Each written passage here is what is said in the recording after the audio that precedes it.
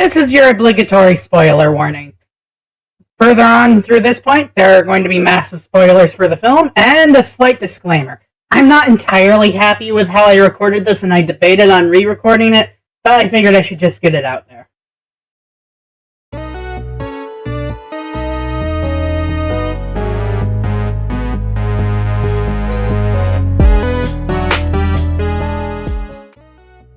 Hey everyone!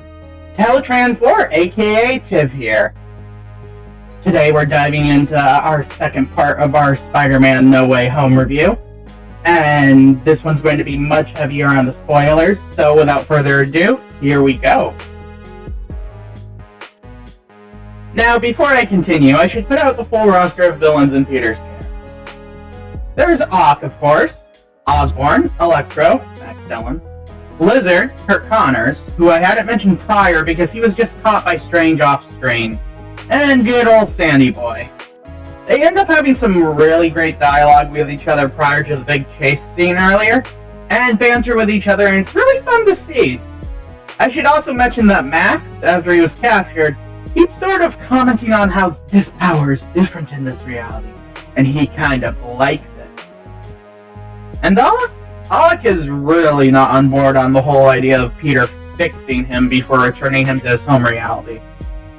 The main driving force that is okay with that, or at least seems to be, is Norman Osborn. Even specifically offering to help Peter, given he is something of a scientist himself.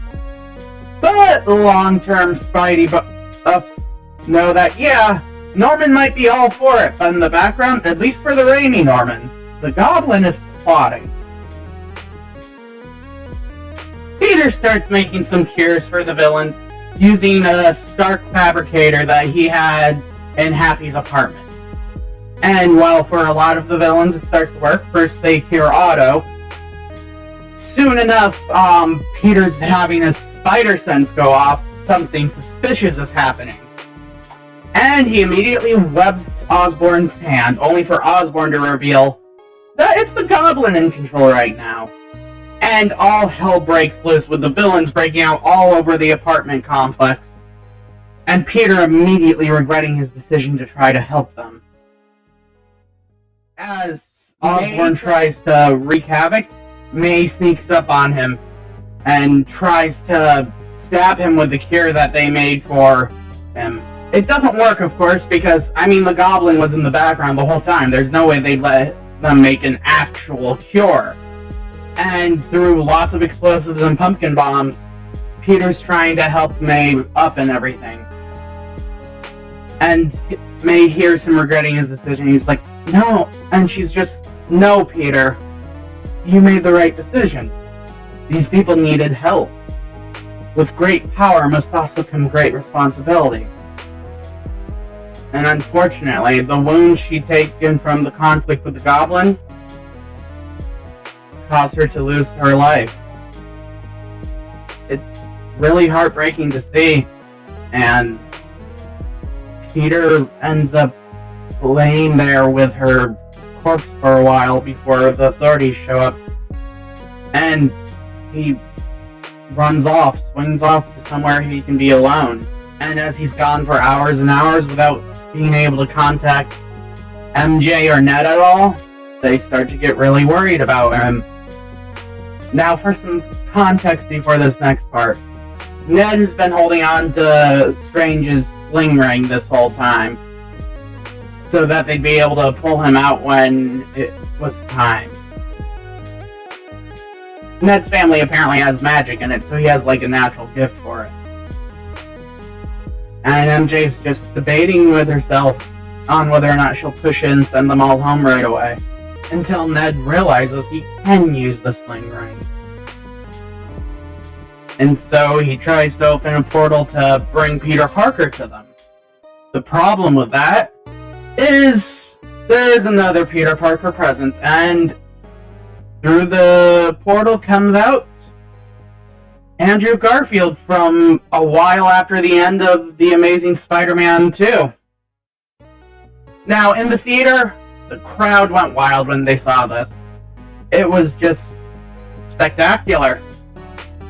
And, well, Ned and MJ at first don't believe him until he proves very much that he is Spider-Man, he is Peter Parker, etc. So they try again. But before they do, Andrew Garfield's Peter Parker is like, hey, my spider sense has been going off. It feels like your Peter Parker needs help. And so when they try to get him again, Tobey Maguire comes through. There wasn't as much fanfare for him, which I find a little weird, but fair enough. And, well, he's also looking for Peter so that he can help.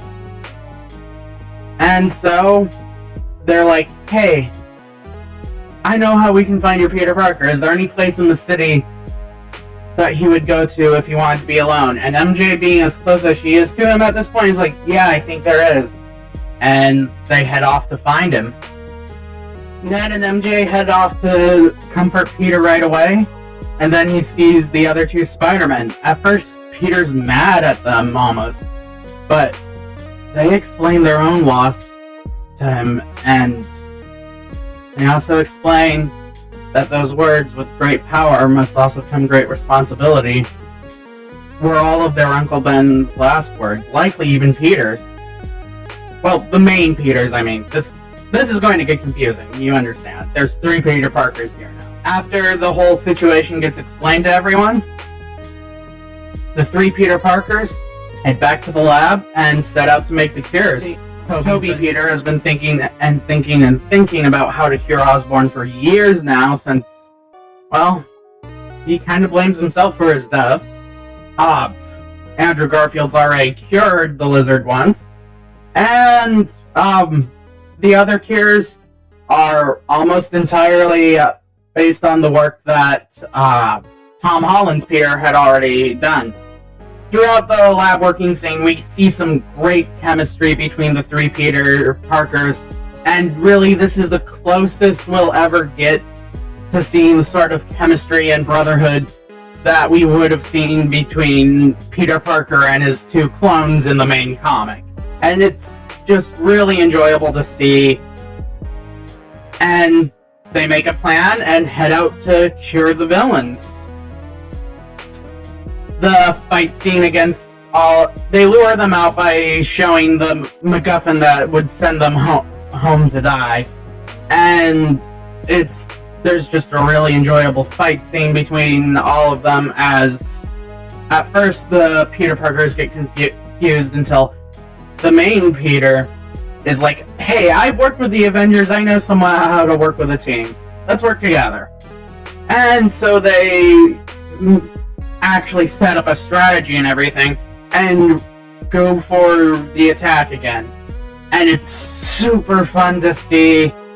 We see villains fight and get cured. Now, once the Peter Parkers are coordinated and actually manage to cure a few people, we eventually get down to just Tom Holland and Osborn. Tom Holland is taunted by Osborn, saying, don't have the guts to send me off to die. And Holland is just, no, because I wanted to kill you myself. And he's about to do it. He's about to finish Osborn off. But Tobey Maguire's Spider-Man stops him. He gets stabbed in the back. He's okay, though. But Osborn does ultimately get the cure shoved into him, and he gets turned back into just Norman Osborn. Now, during all the chaos, Strange came back in because Ned accidentally opened a portal. And everyone else who knows Peter Parker as Spider-Man is about to be dumped into the MCU, and it would cause mass chaos and pandemonium, until Peter comes up with the idea for Strange to erase him from everyone's memories.